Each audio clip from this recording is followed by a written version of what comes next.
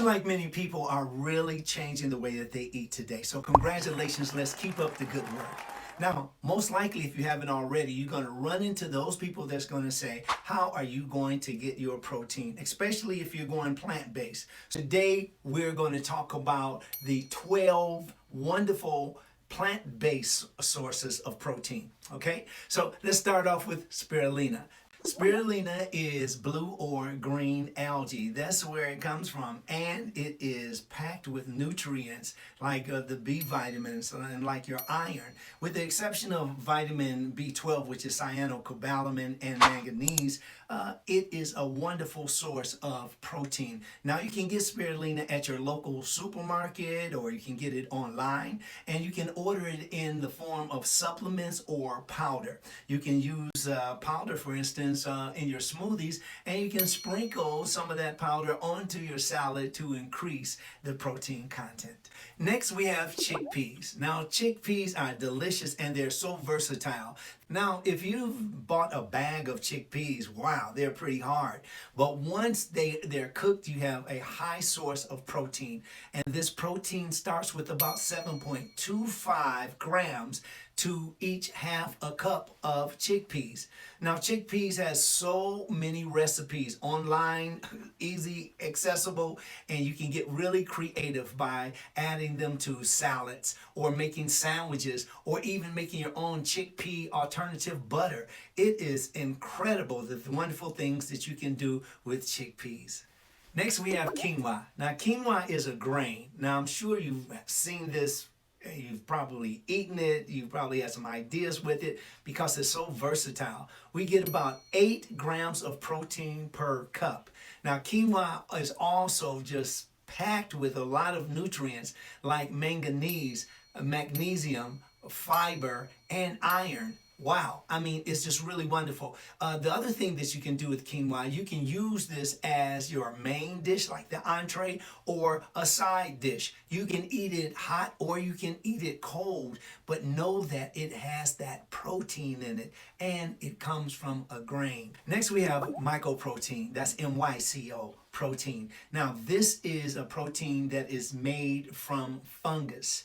And it is something that you probably don't hear about, but you've probably heard about the nuggets and the cutlets that it's made from.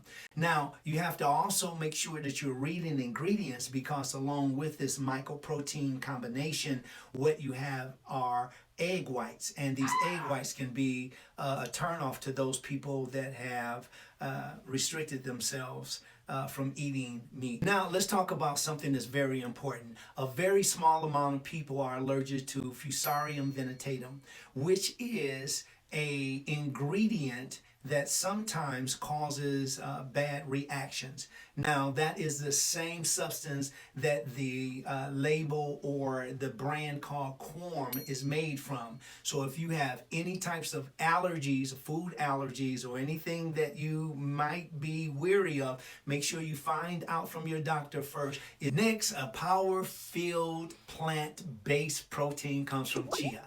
Now, chia, yeah, you probably heard this before on TV or some kind of ad, and chia plants and so forth. See all that life that comes from that, all that green. Oh, it's just really a powerful, nutrient-packed food. Now, we get 2 grams of chia per tablespoon, and that is really a lot of protein when you're eating something just as a salad, or you might be eating chia sprinkled over or into your smoothie. You can also soak chia seeds in water, or you can soak them in almond milk, for instance, and you can make a pudding. Chia is so wonderful to use, and you can find out more information, of course, online. You can purchase them at your local health food store and enjoy. Next, we have hemp seeds. Now, hemp seeds are similar to chia seeds. And I know when you start getting all of these different sources, now it's like, wow, I didn't know I have so many sources. But just like chia, Hemp seed is a great source of protein. As a matter of fact, you can get 5 grams of protein per tablespoon with hemp seeds. Now, to find out more information, just simply go online, read about it, look at some of the photos about it, and maybe get some great ideas using the hemp seed. Next, beans with rice. Now, when it comes to beans and rice, you probably heard that they're incomplete proteins. You know, you got to have this one, you got to have that one together. Well, we're finding out more information as we progress. So let's look at it like this. Beans with rice will give you a whopping 7 grams of protein per cup. And this is really wonderful because who knew? When it comes to beans, you can use it for a side dish. You can use it for the entree. You can use it for sandwiches, making different spreads. You can be creative. But the beans with the rice is a wonderful dish. Makes the whole atmosphere smell so delicious. Add your spices and herbs and enjoy. Next, we have protein-rich vegetables. And the protein-rich vegetables, you can remember this so you won't have to kind of stutter like I did. It is PRV, protein-rich vegetables. Now, these vegetables go with anything. You can use them for a snack. You can use them for your evening meal. You can use them for juicing. I mean, when it comes to vegetables, you can just simply be very creative. And remember, you can combine these vegetables with some of the other protein-rich sources that I mentioned earlier.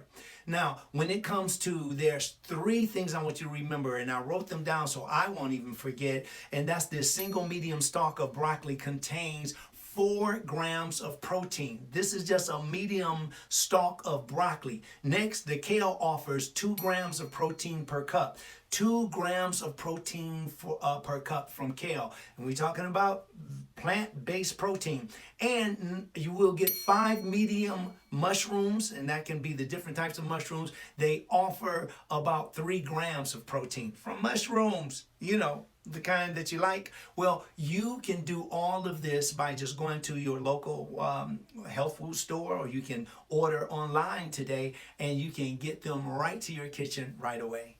Next, we have Seitan. Seitan is a word that's kind of new to our vocabulary, especially when you're transitioning from meat or animal products and non-animal products. Well, Seitan is just the gluten, which is a wheat protein. It's a high wheat protein, and you mix it with different herbs and spices to get a product, see? So you can eat it in the place of perhaps the different types of animal products. You can mix it in with your rice and beans. You can use it with a salad. You can also make other dishes such as chili and stews and curries and so forth.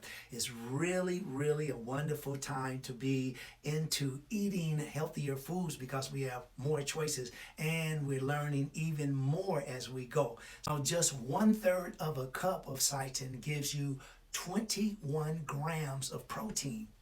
That's a lot. Keep that in mind.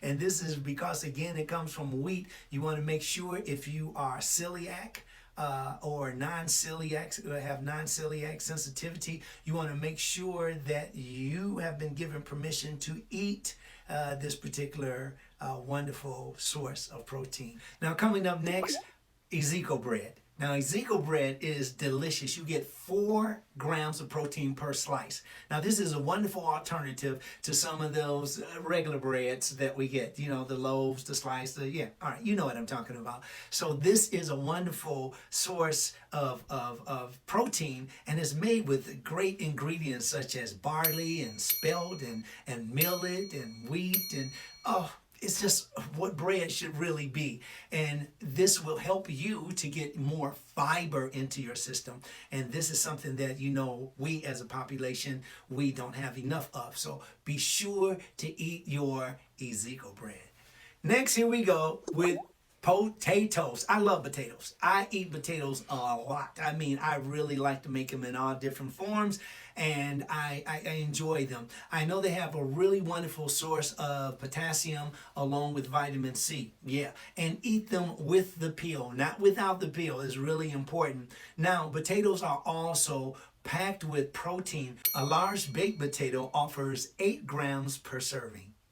Peanuts are next. Now remember, always keep in mind allergies. So make sure that you don't have allergies, and make sure that if you don't know, to make sure you contact your medical team, especially your PCP, because he or she knows whether or not you're allergic. Okay, now let's go ahead and move along, because if looking at the amount of protein that you can get from peanuts is 20.5 grams of protein per half a cup. That means that the little peanut butter sandwich, and even the ones with peanut butter and jelly, yeah, you're getting some protein. So make sure that you choose a snack that's healthy, and you can start with peanuts.